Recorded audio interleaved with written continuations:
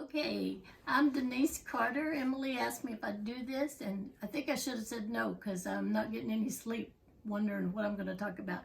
But I have my list, I have my notes. She said she wanted to know how we're handling isolation. Danny and I are mostly laid back and isolated a bunch. And we live in this little house and we're by his mom. And so when all this came up, I really felt like what needed to be done was to take care of our family, to make sure we had groceries, make sure we kept his mom home, that we were taking care of our kids, and so we accented that more. We told them to start buying groceries and toilet paper and whatever else they needed. And so we did that, and that seemed to be easy.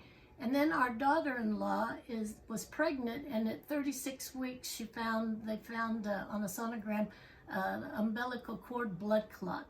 And so she had to go in the hospital, and they couldn't leave the hospital. She stayed there from Tuesday to Friday, and they did a C-section, and then they stayed from Friday to Wednesday because if they went home, they couldn't get back in to see the baby. So all of that was really stressful.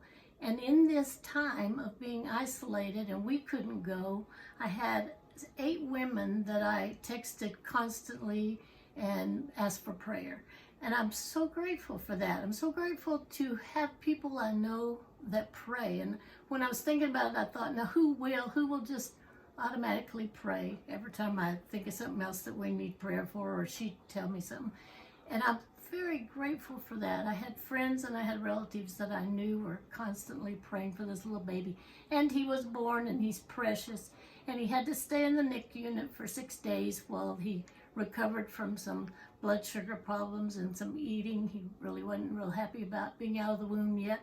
But he's precious. He weighed 7'14", so he wasn't too preemie, even at 3 weeks early. And I really know God did everything along the way. She didn't have any problems. Her blood sugar was fine, and so everything was easy, and really we saw God in all of it. And seeing people pray for us was just, it was just so gratifying. It was so wonderful. So isolation, that's been one of the hard things, having her and not being able to go see the baby.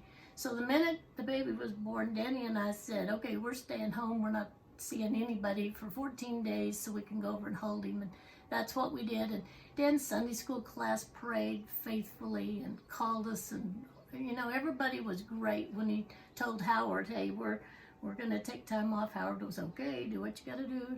So everything was great about that. That seemed to be my job in this, was to make sure that I was here to take care of his mom and to be sure to be able to help them with this baby, anything they needed. So that's been a real blessing through this time. It's been easy. We don't shop much, we don't do much, and so none of that's been hard.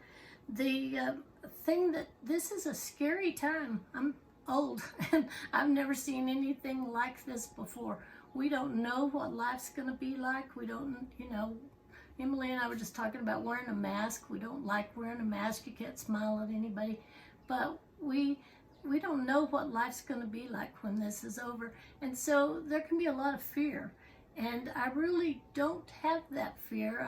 I have wondering, but I don't have fear. And one of the things God gave me was Isaiah 26:3, that he'd keep us in perfect peace whose mind is stayed on him.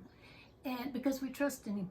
And you can't stay on him all the time. Like the sermon yesterday where Kim said, you know, he said that Peter went to sleep, Peter and John in the garden. You can't stay focused on Jesus all the time. You'd like to be a wonderful thing if we could, but we can't. And so we just have to keep coming back. And when the fear rises up, we just have to keep coming back to him and saying, God, I'm scared here. I don't like the way this looks. I don't like doing what I'm doing. Please help me. And he's been so faithful in all of that. The 2 or 3 things that I have that God showed me during this last month or month and a half, however long it's been. Andrew Murray in 1895 was in terrible pain, and he wrote this. He said, first I know that he brought me here. It's by his will. I'm in this straight place, and in fact, I will rest. And second, he said, he will keep me here in his love and give me grace to behave as his child. And he will make the trial a blessing, teaching me the lesson he intends me to learn and working in me the grace he means to bestow. And last was, in his good time, he can bring me out again and know when and how. It's only he knows. So God's got us in this place. He's taking care of us while we're in it, and he's going to get us out of it. And we don't know what that's going to look like. And then the very last thing that meant a lot to me, I've quoted this to everybody and text everybody I know. A man named Michael Gerson, who works for the Washington Post, wrote this about 2 weeks ago. And he said that we have to fight this fear, and we are in such a wonderful place right now because we have good medicine, and we have things that we can do virtually to stay connected to people, just like this. Emily wasn't too scared to come into my house today to film me.